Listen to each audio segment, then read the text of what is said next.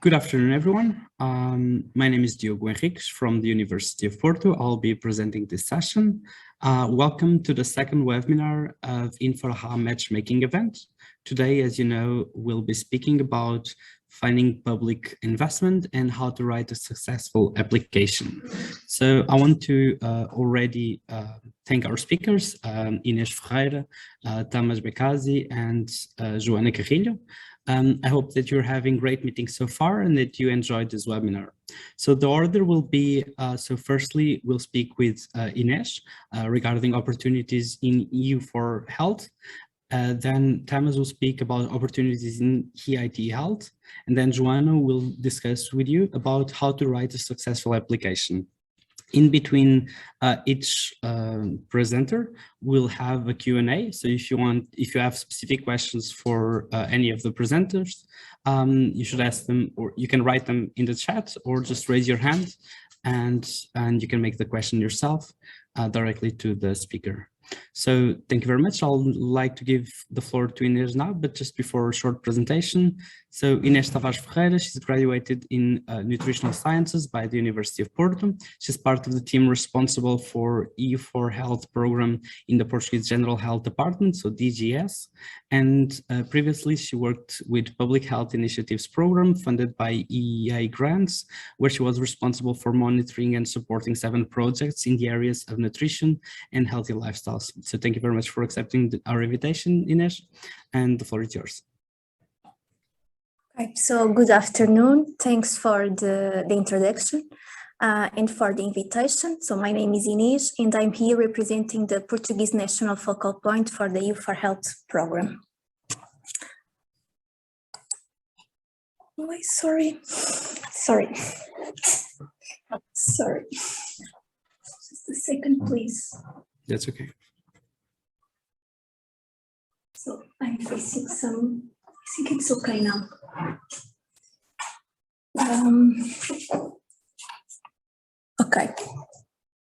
Okay, so let's start. So I will start by making a brief presentation of the EU4Health program. I will present the different funding mechanisms that are available, and I will end listing all the available calls for the present year. All the documents that I will mention or links during the presentation will be made available in the end by the organization, so don't worry regarding this question. So, the EU4Health program was created as a European response to the COVID-19 pandemic. As all of us know, the COVID-19 pandemic has exposed the fragility of health systems with a major impact on patients, medical and healthcare staff, and at the same time highlighting the importance of investing in health and public health. This is a program that is strongly aligned and works in synergy with other European strategies, policies, programs, for example, the European Beating Cancer Plan, Horizon Europe, Digital Europe.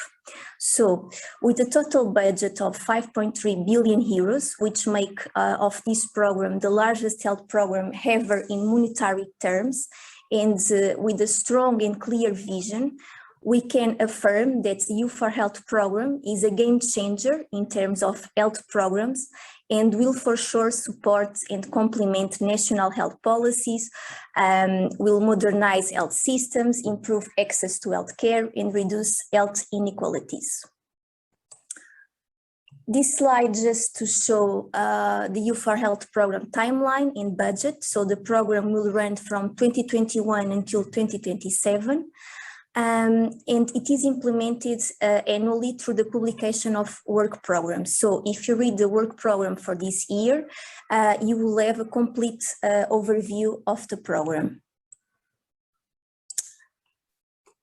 The EU4Health program has 5 areas or 5 strands very well defined, namely disease prevention, crisis preparedness, health systems and healthcare workforce, digital, and cancer as a cross-cutting strands. Concerning the different types of funding mechanisms, so the EU4Health program has joint actions. This is a kind of grant that is exclusive of government departments, ministries. We also have public procurement. The Commission will purchase or acquire service to economic operators, and all the calls for tenders are published on a website called TED. We also have the operating grants. The operating grants are a kind of grant that is exclusive of NGOs, but NGOs that operate at a European level. And then we have the action grants. The action grants are the typical call for proposals. So you must submit a project proposal that will be evaluated after. These action grants have some requirements. For example, most of the calls require a consortium formation with at least 3 different entities from 3 different member states. They have average duration of 3 years. The European Commission will pay or co-finance until 60% of the eligible costs, and the type of applicants are quite broad, from academia, research institutions, health care services, civil society, NGOs, so quite broad. My presentation today will focus essentially on action grants, because I think it's the kind of funding mechanism that interests most the audience today. And just a small note here, the agency that implements and runs the U4Health program, it's ADEA. So ADEA implements the U4Health program by managing calls for proposals and tenders. In February, the first wave of action grants was published. So we have now 8 new calls for proposals that the application deadline will end the application deadline will be in the end of May. So please be aware. And in the following slides, I will present the 8 calls that are now open. So in the cancer area, we have a call for proposals to monitor and strengthening the implementation of innovative approach to prostate, lung, and gastric cancer screening at the union level.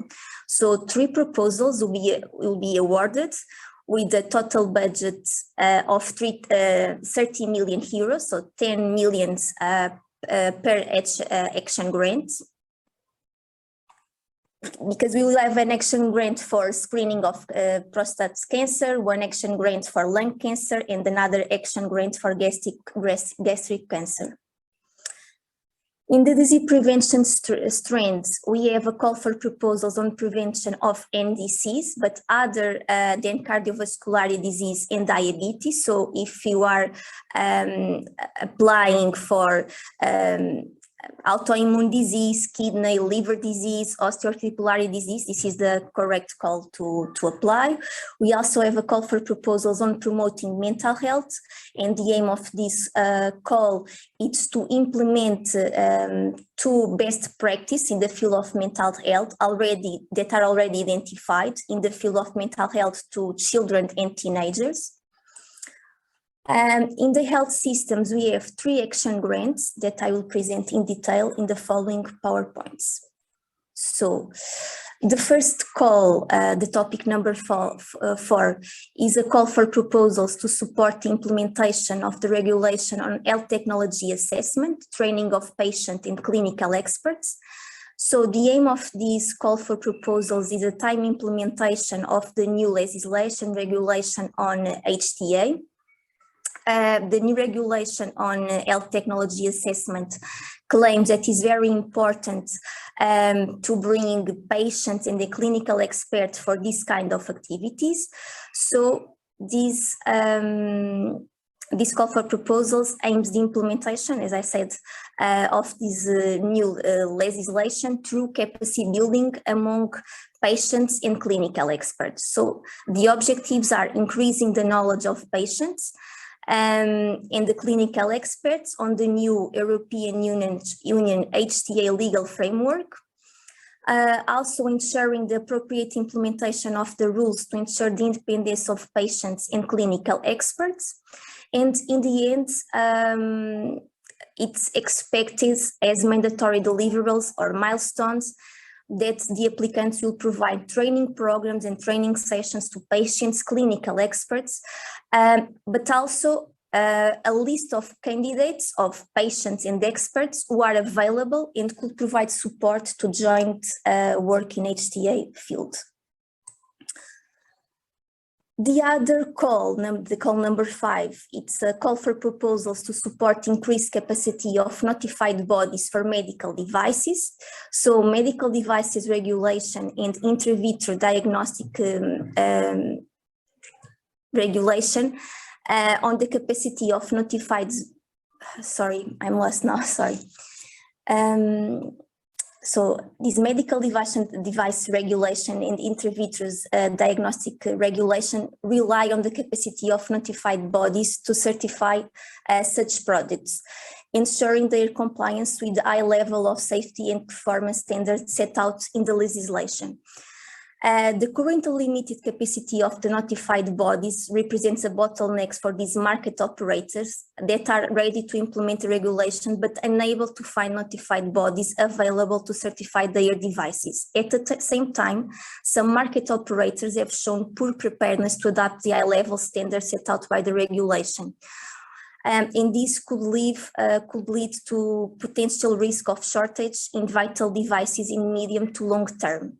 So the objective of this call is to support the implementation of the legislation on medical devices regulation by increasing capacity of notified bodies and preparedness of market operators. So this call expected as deliverables, training, coaching activities, webinars, workshops for medical devices notified bodies and for market operators, namely for small and medium enterprises. This call for proposals, the call number 6, call for proposals to provide training for health workforce, including digital skills, aims to improve digital skills within the healthcare professionals in order to contribute to the digital transition, which is a priority of the European Commission. So we hope with this call to strengthen the continuous professional development and training through training courses developed in cooperation with professional associations, education centers, and other relevant organizations.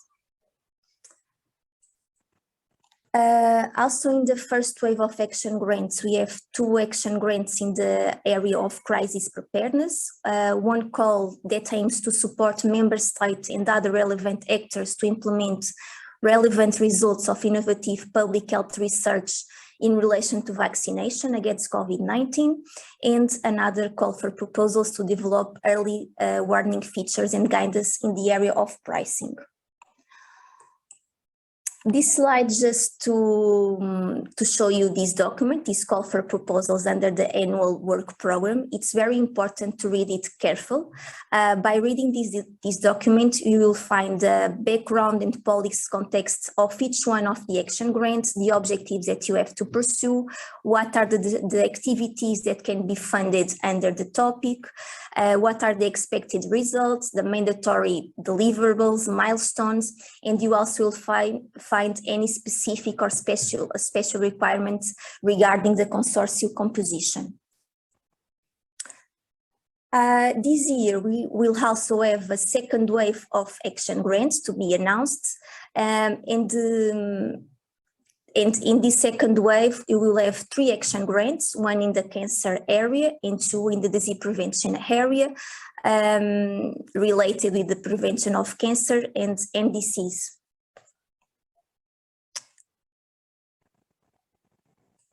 So if you are considering to make a proposal to apply for an action grant, this is the site where you have to submit your proposal, the Funding and Tenders Opportunities portal.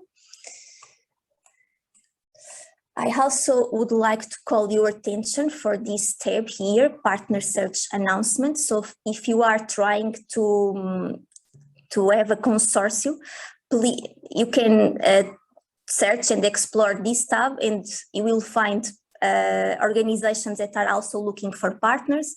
You can also register your organization, provide a brief description of your areas of expertise.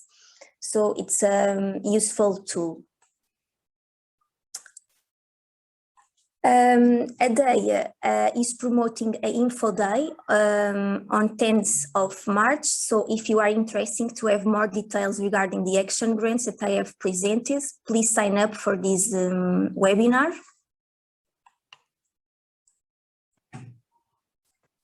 And for regular updates, please check ADEA's website. This last slide, just to show you the Portuguese National Focal Point team. This is our email contact, so feel free to contact us if you have any doubts or need any support or clarification. Thanks for your attention, and I hope my presentation was useful. Thank you very much, Inês. It was certainly very informative presentation. Okay, so I would ask the public if we have any questions for Inês now.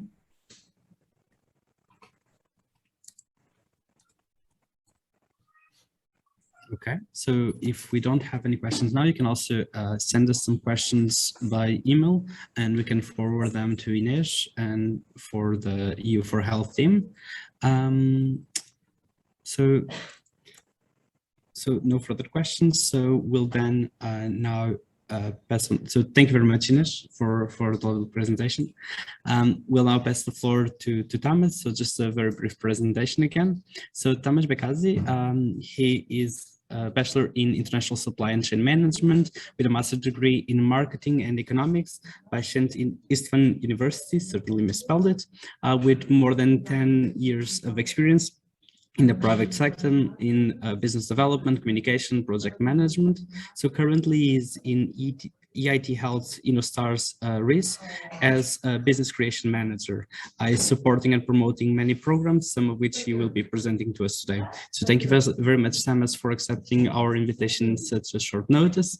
And you can start your presentation now. Thank you very much. Thank you for the opportunity, and thank you for the introduction. So, hi everyone, I'm Tamás Bekasi. My title is so long and sometimes too complicated to understand. So let me be clear on that. So I'm representing the EIT Health Accelerator portfolio within Central, Eastern, and Southern Europe. We're talking about 13 countries, 16 programs, which can be really interesting for you, we believe, and we hope. So the main message is here that actually, even though you only have an idea, we can start to support you. And from the ideation phase till the scale up, scale out phase, we have different type of programs for different type of needs. So I can tell you, and I'm pretty confident to say that we didn't meet any type of needs coming from healthcare startups, which we cannot somehow cover. That's the beauty of this really wide scale portfolio we have. So let me just quickly start. What do we have? So in general, how can we help you? So I would also highlight some of our programs, of course, within the time limit. I just want to quickly run through just in advance. Of course, if you have any questions later on, you can contact me via LinkedIn, or you can contact me via Diogo, and then we can talk about the details. So anytime you need further information or consultation, please reach me out. I'm more than happy to sit down with you and talk about the details. But in general, so accelerator programs can give you, first of all, knowledge. So in general, what we are pretty, let's say, confident that that most of the startups coming from the healthcare field are having a really nice coverage of healthcare professional knowledge, and of course, we have different mentors, different type of trainings concentrating on the professional part of healthcare, but majority of the education is concentrating on the business knowledge, because what we would like to achieve, besides that we are enriching your knowledge on the professional side, to create something out of your idea, out of your prototype, out of your let's say, product you already have on the market. So whenever we are talking about different type of educations, you need to know that besides EIT Health Accelerator portfolio, we do have a really large portfolio of education programs. So just in this year, we are supporting 70 plus education programs coming from the simple training to the MSc programs, jointly executed with universities in our partner network. Besides, of course, the official education programs, we have boot camps, trainings, and personal mentorships for each and every startup who is actually participating in different type of EIT Health Accelerator programs. You need to know that of course, in different programs, we do have services for different maturity level, therefore the education is also aligned with that. But besides that, we have a solo or individual instrument, which is called MCN, the Mentoring and Coaching Network, which consists of more than 500 pre-interviewed mentors. You need to imagine a system which actually collected for mentors from all over the world, not just from Europe, during the past years. They went through interviews, they have been filtered, and now they have been published as a kind of database where startups can browse, and whenever they find somebody they want to work with, they can contract these mentors. And of course, EIT Health, and I will talk about later on, we are also giving the money for startups to hire these mentors. It's important that, and I'm getting to the final point, access to finance, and coming back to the previous two ones later on.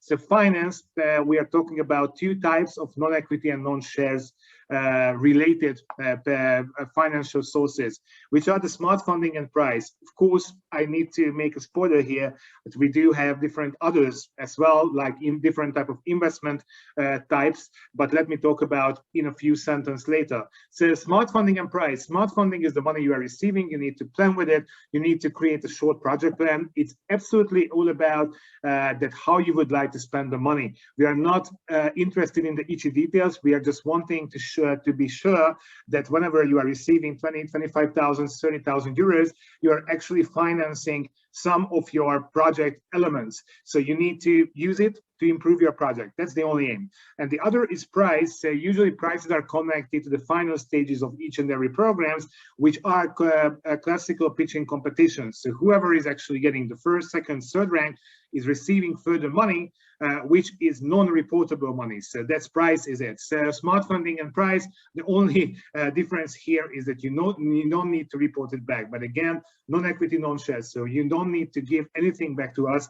We're not interested in your revenue. We are interested. We hope that it will be big, but it's your business. So financially, we are not interested in your company.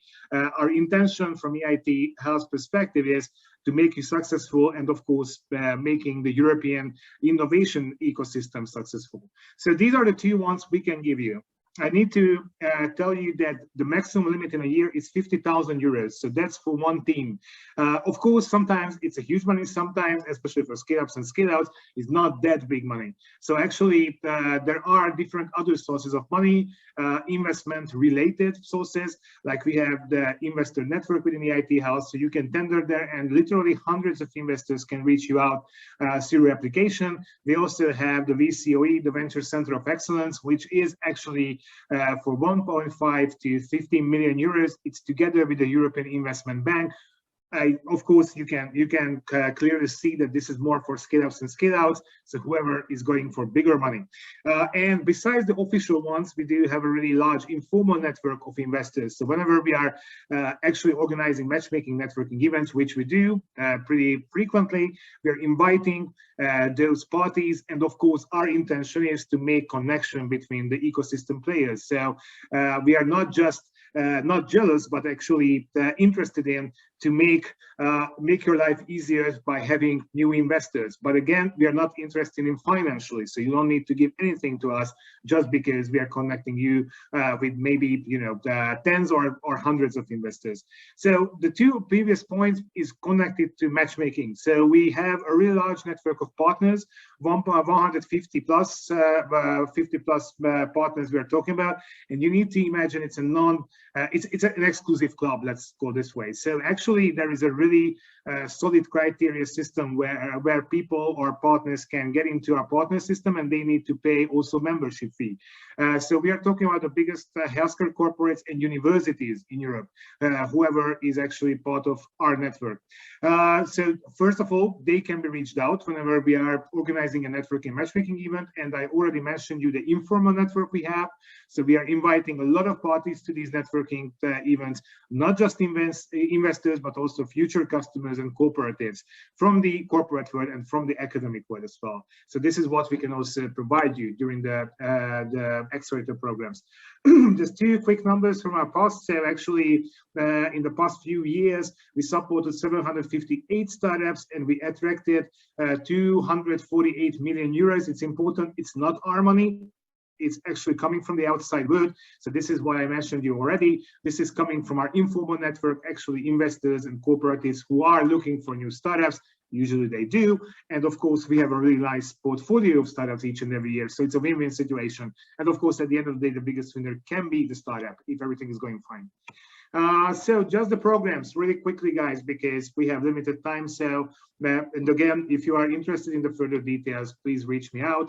I need to admit in advance that most of the programs, so for instance, the Jumpstarter, I mean, all of the programs I will show you, the application is open right now, but it has a pretty limited time you can still apply. Jumpstarter is lucky because April 10th, so that's the application deadline. This is the program for teams. I don't want to call these team startups, don't get me wrong, it's not a kind of quality thing. It's about having at least one team member besides you and an idea. That's the entry ticket of yours. So you don't need to fulfill any other criteria.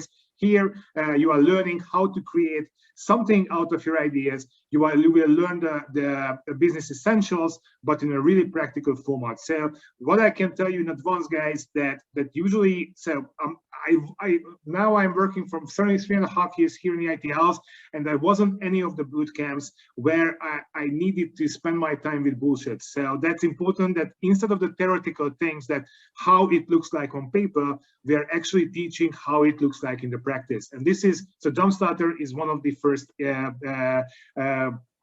actually, yeah, it's a good example for that. So here you will learn how to create your pitch deck, how to define your value proposition, and also the unique selling points. What would be the basis of your financial planning? So all these kind of business essentials. The program is ending with a pitching competition, where actually the first rank would have 10,000 euros as a prize. If you're interested in, you can see who actually the application link as well, but as well as my the contact of my colleague Dora Marosvölgyi. So if you're interested in, please contact her or myself, and more than happy to answer all the questions. The next essential point. So if you are having more than an idea, actually having a prototype or on an MVP and the incorporated company, it's important that the incorporation shouldn't be finished at the time of application. So if you already started or planning to have the incorporation, that's already okay, because what you need to have is an incorporated company at the time of contracting with us, which will take place around May or June. So you still have time, you still have time, and this program has the application deadline of 27th of March. So actually, you can still apply to this program. Of course, you can have any of the questions if you are reaching me out. And it's important that that within this program now we will have actually 20 teams out of the applicants. So far we selected 15, but now we would have 20, and all the teams are receiving 2,500,000 euros, which is smart funding. Again, something you need to plan with that, something you need to improve the project with. So that's the only expectation, let's say. But there are two batches within the 25,000. So 19,000 is for project development or project improvement. 6,000 is for mentoring. I told you before that we have the 500 record contact database. So the system looks like that you have access to the system, you are getting there, you are selecting the mentors, whoever you want to work with. You can have a free chemistry session, meaning that you have 15 minutes to decide, also the mentor side, that is this somebody I would like to work with. So you don't need to decide just because of the profile, but you can have a free test, let's say, with the mentor. If the chemistry is working, both of the sides are deciding, okay, let's go for it. Then you will also have the money, the 6,000 euros, to spend on the mentors. Of course, if you want to spend more, that's also an opportunity, but that's your wallet then. But we, of course, we are pretty flexible. So if you tell us that, hey, we can spend 18,000 for project improvement, but 7,000 for mentoring, of course, we'll say, yeah, let's do it. So that's not a problem. But in really, a basic way of changing the things, we cannot make an inverse re-engineering here. So, but anyhow, since it's the 25,000, you will take part in 2 times 2 weeks online boot camps, where the major topics are the European regulation, so actually the reimbursement system of Europe within healthcare, IP management, healthcare sales and marketing, advanced pitching techniques, and also from the last year, we do have a pretty unique webinar, and also for the finalists, a pretty unique service, which is the early stage health technology assessment. Whoever is familiar with that is actually all about the strategic pricing. So as an output, not the webinar, but especially a consultation, you will have actually a working model, which you can feed with several attributes whenever you want to step into the foreign market. And actually you will have a working mechanism how to create your pricing. So that's not just knowledge, but also an asset you can have. And whenever we are having 25,000 boot camps, boot mentoring, and then around September, we are asking you to create your business plan light, which means a 7 pages business plan, nothing really special. If you already have a business plan, of course, it's a kind of customization of your available one. And then these business plans are re-evaluated by our external evaluators. And from the 20, we are selecting the best 10. And the best 10 teams are participating in our grand final pitching contest, where first of all, you can win further money. The first, second, and third rank are receiving 25, 15, and 10,000 euros. This is prize. You don't need to report it. You just need to spend it. If you want to spend it on a Hawaii travel, you can do it. I hope that you will do it or spend the money on your project, but it's up to you. Again, it's your decision. And besides that, the money, besides the money you can win, of course, it's also networking and matchmaking opportunities. So actually, we are inviting a lot of external parties to see your pitch, to start conversations. So sometimes it happens that besides the 25,000, some of the teams who are not receiving it or not getting a rank is actually can acquire more money than the 25,000. So that's a kind of dual purpose. This is a really well-running program. It has many years of experiences and many nice feedbacks, and we can help a lot of startups in the previous years. So if you have the first of all MVP or prototype and an incorporated company and an interest towards the program, please apply till 27th of March. If you have any questions, please let me know. Just really quickly, guys, because we're running out of time, Attract to Invest is absolutely a brand new program starting with this year. So actually, whoever it's actually after InnoStars Award. So whenever you already have a market presence, you don't need to have a revenue, but at least you enter to one market, and you have the interest to open a seed or a Series A investment, that during this program, first of all, you will learn how to become more successful in fundraising. But based on our analysis, which consists of the experience of the region, it's not just about fundraising, but also how to manage the investment you have, how to manage your investors, which in most of the occasions are the bottleneck of the whole process. Even though you receive the money, you cannot really manage it, and you cannot really manage the investors, which can be a serious threat for your business at the end of the day.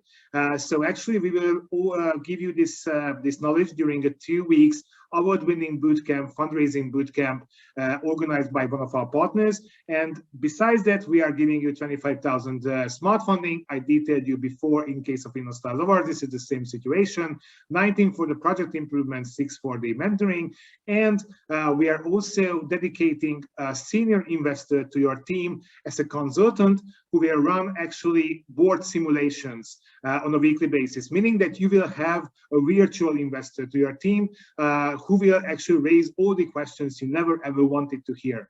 But that's actually good preparation for real life, because that now you can learn what needs to be aware whenever you have a connection with an investor. And whenever you have a connection with an investor, you will not be surprised and you will be prepared for all of these kind of things. Okay, so that's pretty much what the program is all about. You need to know that I mentioned at the beginning that every program has the application open. I didn't tell the truth because Attract to Invest will come only on May, so that's the only exception. So whenever the program is open, of course, we will advertise it and we will communicate it to the outside world. Okay, but getting back to the points, where you can make application right now. So Startup Meets Pharma, it's a challenge-based program. It's all about that pharmaceutical companies. And we have a brother program called Startup Meets Healthcare Providers. There, healthcare providers, together with our German office, developed some of the challenges, which are, always a type of disease, a type of field of healthcare. So whoever is actually having an MVP or prototype and an incorporated company and can resonate on any of these challenges, which have been published in case of Startup Meets Pharma and Startup Meets Healthcare Providers, can participate in the program or programs. So here, the application deadline is pretty close because it's 14th of March. So if you're interested in, and I will tell you why should you actually apply to this program, besides the trainings and education you can receive, and it's highly focused on how to cooperate with the corporation and the healthcare providers, so actually how to manage your accounts, how to manage your customers. The biggest benefit here is actually you will have a live connection with the challenge owners. So, namely, you can have different type of, the pharmaceutical companies, we have Bayer, we have Takeda, so different type of pharmaceutical companies you will have a live connection with. And actually, in each and every year, at least we had one startup who had a contract right after the program. So you will have the opportunity to talk with the decision makers on the healthcare, the pharmaceutical companies and the healthcare providers. So you can slowly but surely start your sales if you want. And of course, you will have the opportunity to work with them on a real life project. So that would be a really nice lead for each and every participant. So that's the biggest benefit here. If you're interested in, please do your application. If you have any questions or information required, contact me or my colleague Barbara Costa. There is the email address indicated. And two last things, European Healthcare Purpose, scale-ups and scale-outs. It's all about recognition. This is one of the flagship program of EIT Health. All of the executive board of EIT Health is highly focused on this program. And during the program, which is again for scale-ups and scale-outs, again, for 14th of March application deadline, really close. So I would highly recommend, if you want to apply, to do it now. But it's all about recognition. So during the different selection rounds, the participant startups are brought to the different stages of healthcare decision makers. Pharmaceutical companies, healthcare providers are in the rows of the audience. So actually they can see your project, they can start negotiations with you. And besides all these kind of benefits, of course, the winner of the program will receive 50,000 euros as a prize. So, but to be honest, for scale-ups and scale-outs, 50,000 euros is always nice to have, but this is not the biggest benefit here. So recognition and the whole PR coverage, what the program is actually providing for all participants, is much more bigger than that. And Rust Bridgehead program, this is for soft landing, sorry. So whoever is interested in extending activity within Europe or outside of Europe, we have Bridgehead Europe and Bridgehead Global. Again, it's soft landing, but not on a theoretical level. So of course, we will teach you how to, for instance, on the cultural management side, how to talk with investors, for instance, in Italy, but that's not the most important. Let's stick to Italy. If you want to open your business in Italy, actually you will have, hopefully out of COVID and out of all the miseries we have right now, and we will be able to travel. You can also spend time in the city and in the country you select within Bridgehead. So for instance, let's say, for instance, Rome in Italy. So you can travel to Rome and buy the service of Bridgehead. The Italian partner of ours will provide you actually 4 to 6 weeks office space for you, so you can work from Rome. And also they are obliged to organize interviews with different players of the ecosystems you are interested in. So if I really want to narrow the line, they will teach you how to open your business tomorrow. So that's pretty much the package you will leave out from Bridget program. You will know the legislation, you will know the reimbursement system, you will know actually actors, so players of the ecosystems. So that's pretty practical knowledge of yours you can have by Bridget. So again, of course, it's Europe, but we have global. In global, we are covering China, US, Canada, Japan, and also North Korea. So these are the countries we are at the moment covering, and of course, it's extending year by year. So if you are interested in the first wave of the program, because it has two, then 14th of March, the deadline here as well. Guys, thank you for your attention. I'm really sorry that it has more. Usually I'm really bad in time management, so sorry for that again. You can see my email address. You can also find me on LinkedIn. But if you don't want to talk with me, it's totally okay. Not because you don't like me or something, but you need, quicker information. You can also go to innostarter.dit-house.eu, where you can add your attributes. So who am I, what I'm looking for, and actually the algorithm will give you all the suitable program based on your maturity level and needs. Okay, but if your situation is much more complex than that, please reach me out and let's have a talk. Thank you for that. Thank you so much, Tamás, for the presentation. It was really great. You managed to present us some amazing projects, and hopefully we'll have many candidates for you very soon. Does anyone has any question at the moment? Okay. So again, questions can be sent either to Tamás or to us. In the University of Porto, we are also a EIT Health RIS hub. So any questions can be also forwarded to us, and we can help you to get to the projects. Okay, so following up then to our last presenter of today, I'll give the floor to Joana Carrilho. So Joana has a PhD in biomedical sciences by the University of Porto. She's currently working in the University of Porto as a project manager responsible for leading BIMBER, which is an IMI2 project involving major private companies and public entities looking to improve therapeutic adherence. Previously, she has worked as a consultant for the internationalization, management, and planning of international projects and the submission of Horizon 2020 and other funding schemes proposals. So thank you very much, Joana, for accepting our invitation, and hopefully you'll have a great presentation for us today.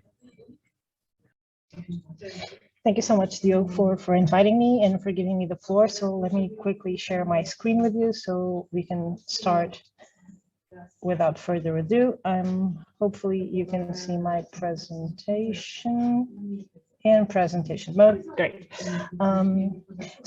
This is, as you mentioned, this is a short talk on how to write successful applications, or as I usually like to call it, show me the money presentation. So we spent quite some time going through, as Diogo said, writing proposals for other projects, namely Horizon 2020. And what I came to find is that there's a huge competitiveness in grant submission and in grant projects. Just to give you an example, Horizon 2020, which lasts 6 years, it was the last framework program. It was about handing out 80 billion euros in granting, and the success rate for applications to this program was below 14%, which means that there were a lot of very good proposals that never got accepted. And out of my experience in both writing and evaluating proposals, I would like to give you some guidelines.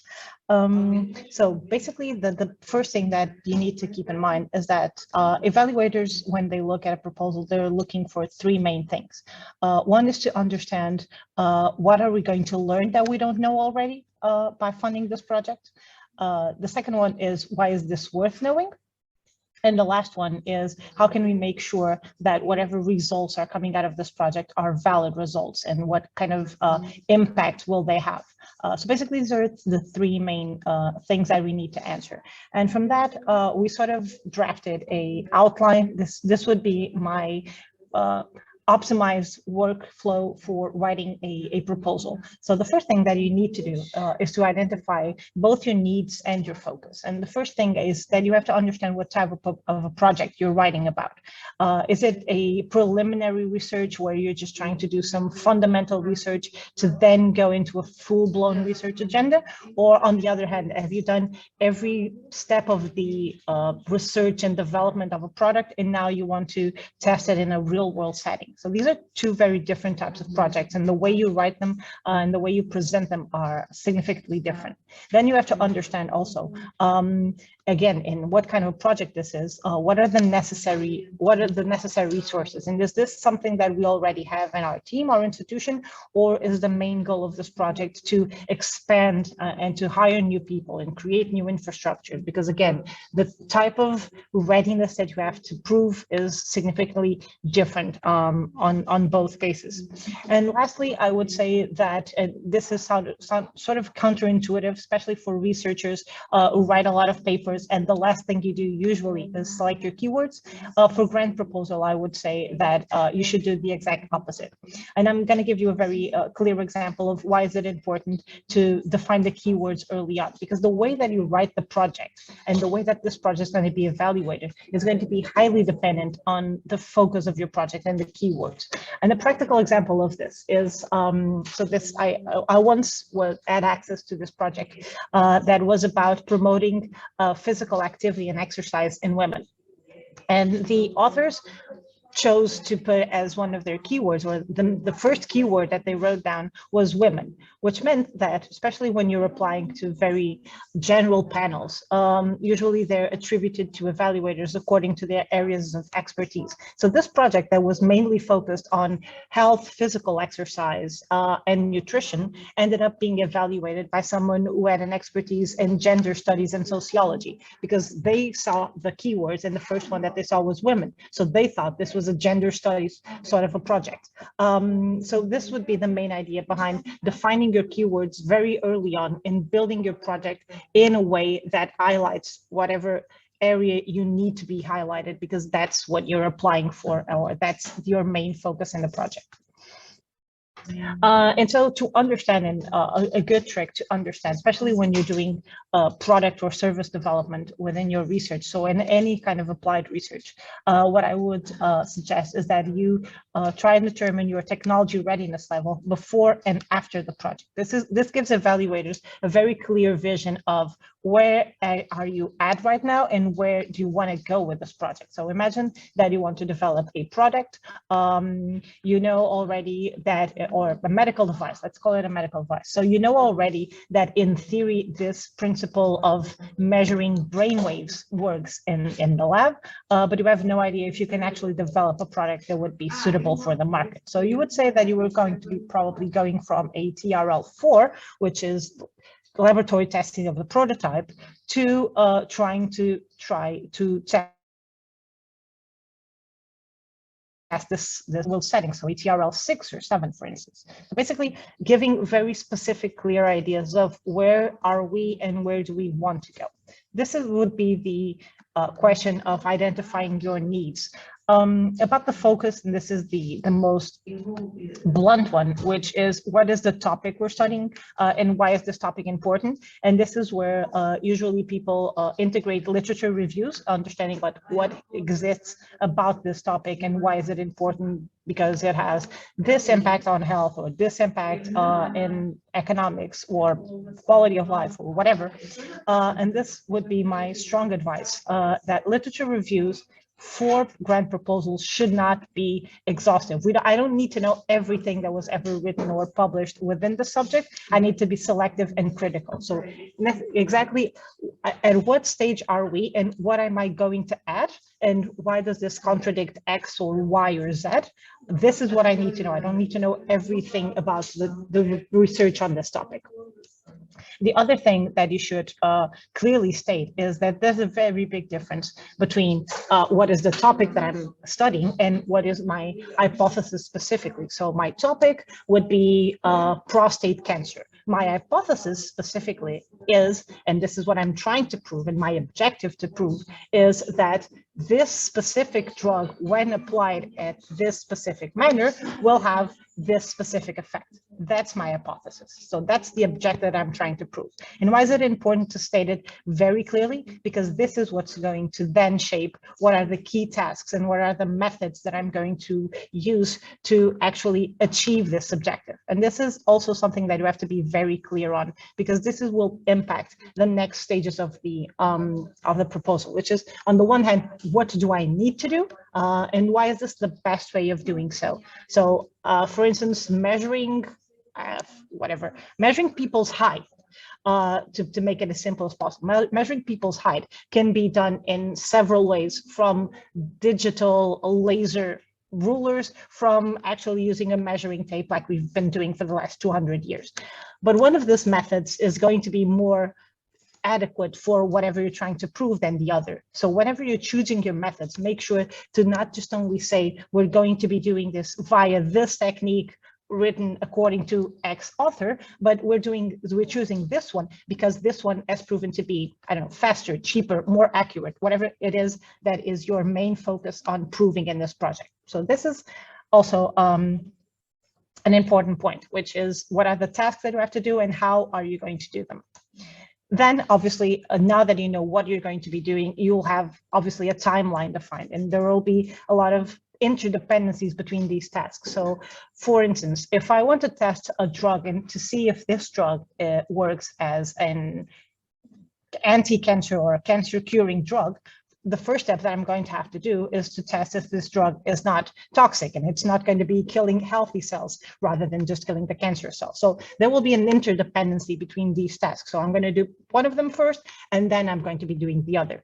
So the best way of showing, from my experience, of showing how is your timeline going to be happening and how these tasks are sequential and are dependent upon each other, is doing this sort of a diagram, which is called a Gantt chart. So in this, you can see how the tasks will be following each other. Then you have the little arrows saying that the output of this task number 2 will be going to task number 3, and I need this to go into that. And this is very good, not only for people's or evaluators' understanding of, you do have an holistic vision of the entire process, especially when you're working with multi-institutional things like I'm doing the toxicology and you're doing the in vitro cell growing. It is important for evaluators to understand that this is a cohesive project, not just I'm doing my thing and you're doing yours. So the way that they can see that you understand that there's a flow and a dependency of I'm doing this because the next step needs it, is also very beneficial. So this would be my advice in terms of sequencing your activity and presenting your timeline for the project. And then after that, a couple of pointers. You should always include all of these things that you have to include. Obviously, the dates of when does this task start and finish. If there are any significant milestones, like this is the moment where we can start testing on people rather than cell cultures. So things like, there are important moments of shifting moments within your project. Always clearly identify who is the responsible person or institution. Again, if you're working in teams, which you will always be working in teams, but especially multi-institutional teams, like I know that I can only do this because that person did that before. And this is important on two things. One of them is accountability, and I'll go back to accountability a bit further. But the second one also has to do with expertise. So if I look at a proposal and I see that, okay, why do I have 6 institutions in this project? But then I can explain that we could also do this. We are equipped to do this. We also know how to grow cell cultures, but these people have won a Nobel Prize for doing so. This is why we brought them on board, and this is why they're responsible for doing this. So then you extend this notion of expertise and of accountability, because I now have the best people. Not only I'm using the best methods to answer my question, but I'm using the best people, the biggest experts to do this in the most scientific and the most precious way possible. Then obviously, and I know this is the part where most researchers struggle with, which is budgeting. So a couple of pointers. I'm not going to tell you how to calculate a budget. It's impossible to do so in 15 minutes, but I do have some guidelines. One of them is that whether or not it is specifically written out in your form or the grant guidelines, always do an explanation of the budget. Don't just say that you're going to be spending 30,000 euros in consumable materials, but explain specifically like this is specifically to do this and this and this and this, or I need to go, and this is super common when we're doing research projects, which is I need 5,000 euros to do paper publishing and going to conferences. Fine, but tell me which papers are you planning on, or at least a bunch of papers, not necessarily I'm going to be publishing in Science or Nature, but in specific papers in this area, or I'm going to be going to conferences in this area, and list a couple of them, which are the most relevant ones in the area, things like this, so that I understand that you're not just throwing round numbers out of your head. It's just that you understand what is needed to do these sort of steps.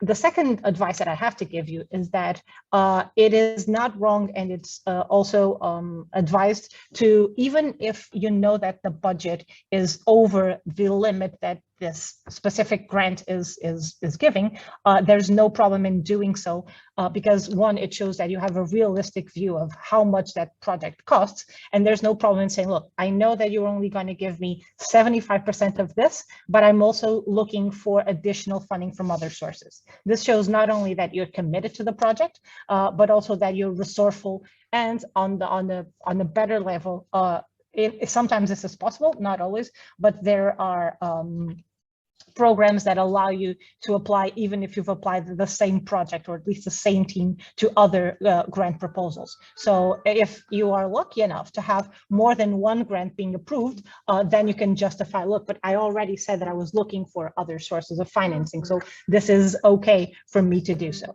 So this is also not a problem, as long as you specifically state that I know I'm going over budget, but this is our strategy, so that's fine. Other things that I've noticed throughout the years, please make sure that all the budget items that you include are within the requirements. On the one hand, towards eligibility, some programs will not cover travel expenses, or they won't cover human resources, just the scientific resources part. So that's one thing. And the second thing is about limits. For instance, I know that a lot of American programs have tables that state, like, for traveling within the country, we pay up to a maximum of X. For international travel, we pay up to a maximum of X. So even if you want to travel from Portugal to Japan, they will only pay you 3,000 euros, which is not enough for the travel, but at least you know that there are limits. And if you don't keep to these limits, probably the evaluators will think you did not read the guidelines thoroughly enough to understand this. Also, especially if you're working within universities or research institutions, always check your institutional policy for indirect costs. And this happens to us more often than we would like, that we say that we're going to give you a 5,000 euro grant, and then people make budgets counting that they can spend the 5,000 euros on services or human resources or consumables or whatever, and then they have the unfortunate surprise that a quarter of that budget actually goes to indirect costs, and they have less money to work with than they wanted to. So always check if you're subject to indirect costs and how much is that. And finally, and this is a problem that happens especially when you're working with cross-border projects, and especially with non-EU partners, is that the tax laws may vary, and so prices may vary from what you're used to, and so you have to be attentive to this when you're doing your budget, because things may cost significantly different values than what you're used to.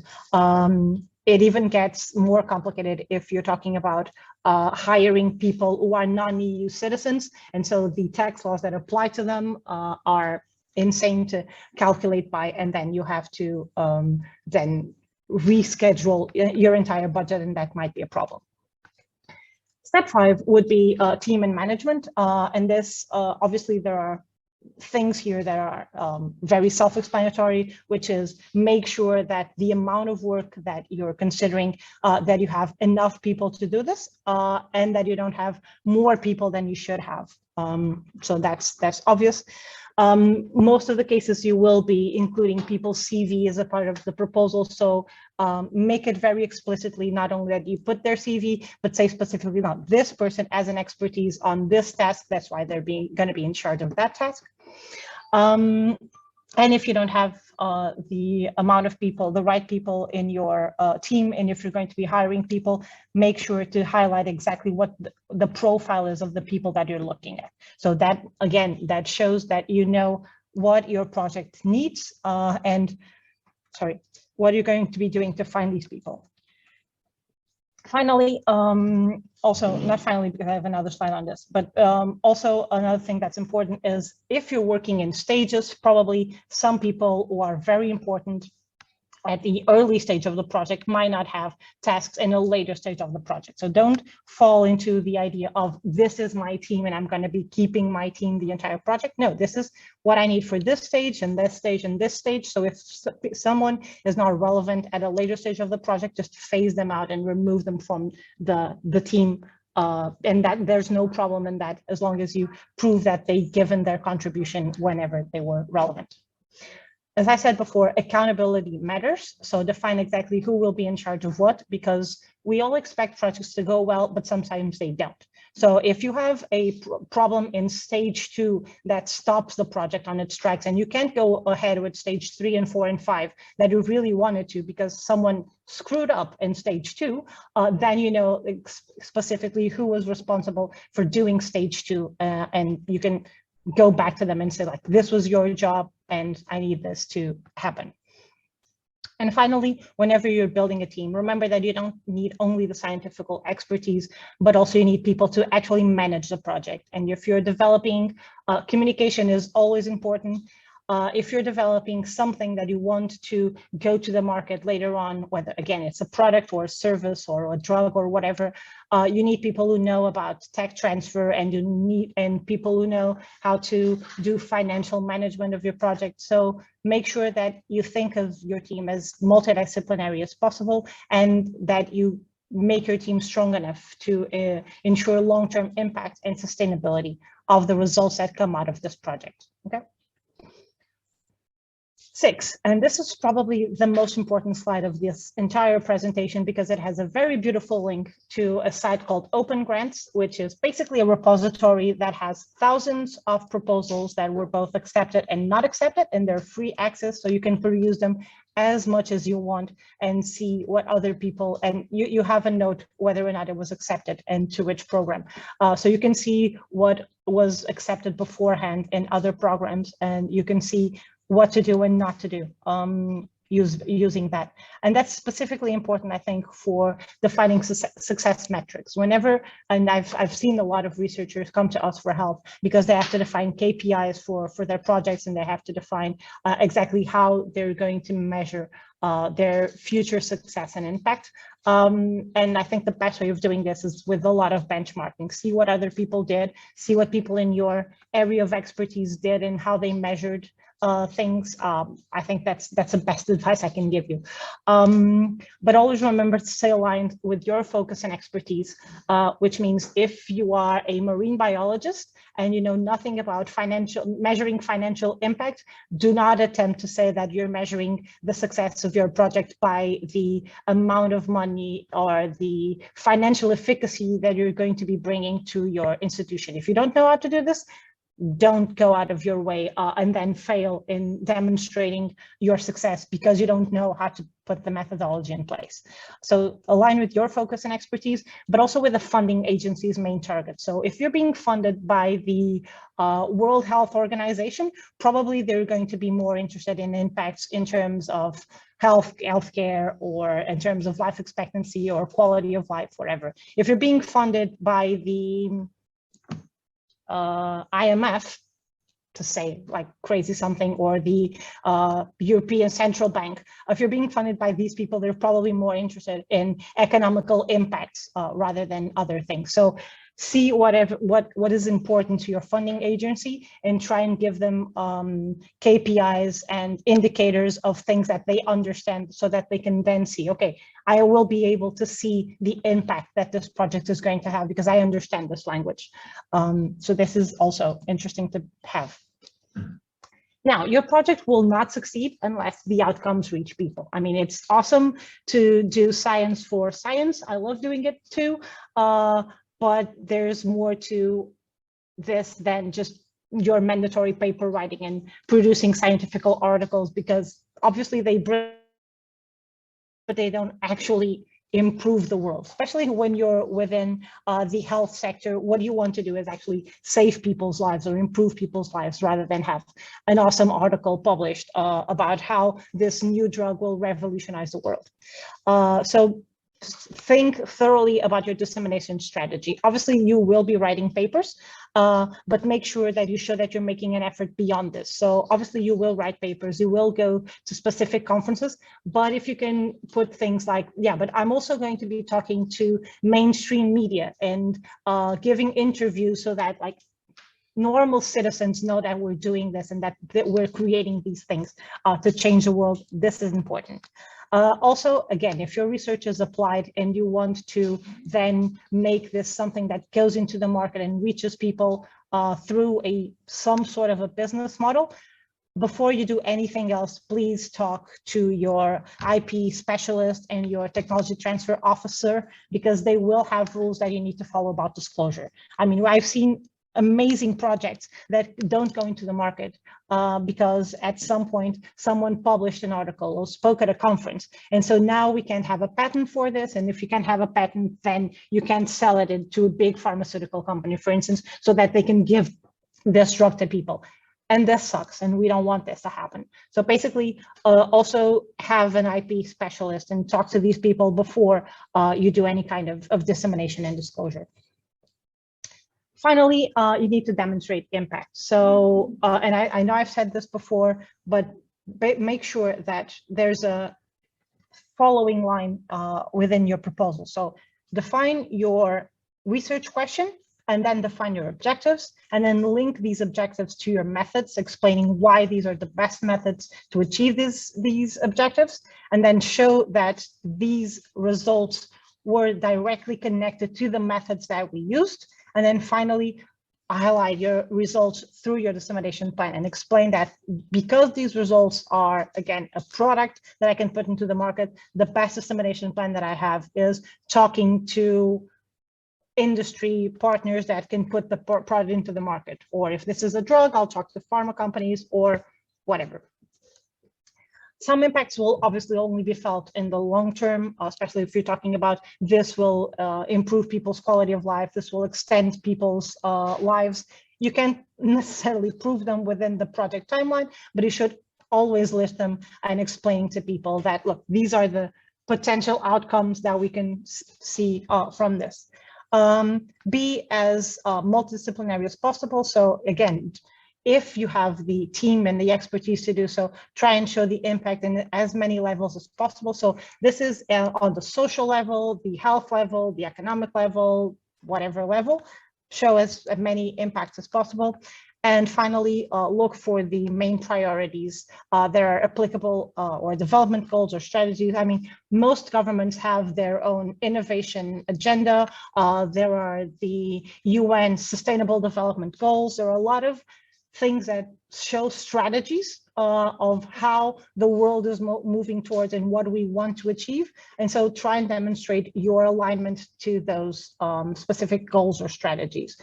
This is also super useful. Final tips very quickly. Be as explicit and specific as possible. We all love writing things that look beautiful on paper, but I rather have things that are not necessarily bullet points, but are very specific, like this is my question, this is the method I'm going to use, period, okay? Be realistic in designing your project. Obviously, I know we all want to achieve great things, but let's do it one step at a time. So this, I have 5 years. In 5 years, this is what I can do realistically. Well done. Then I'll write a proposal and I'll write another project for the later stages.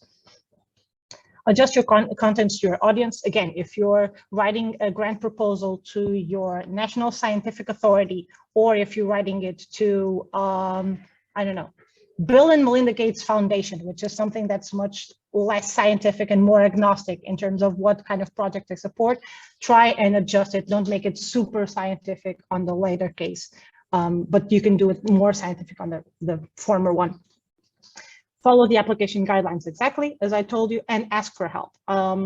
Even if it is, ask your next door colleague to read your proposal and say, look, this for me isn't clear, or this isn't clear. Like, always have fresh eyes looking at your proposal, and always have people, again, if you don't understand economics, have an economics expert talk to you. And that's it. Thank you so much, Joana, for your amazing presentation. I think it really clarified many doubts that people might have, and it made it very clear how to make better applications for many projects. So we have a question on this for you, Joana. The question. Oh, 1 minute. Sure. Okay. Okay, so we'll follow up on the question just in a few moments. If there's any further question for any of the other panelists, now would be the moment to ask them. Joana will be answering as soon as she returns. Okay, so then, you know, tomorrow we'll be continuing with funding. However, we'll turn to private and we'll speak with an angel investor and a venture capitalist. We are hoping that you have enjoyed this event so far, and that you had the opportunity to meet many partners and possible clients. So I want to really thank all the presenters today, to Inês, to Tamás, and to Joana. I think we had a great session, and hopefully everyone loved it, and many other people will see it in the future. Thank you very much to all of you. Thank you.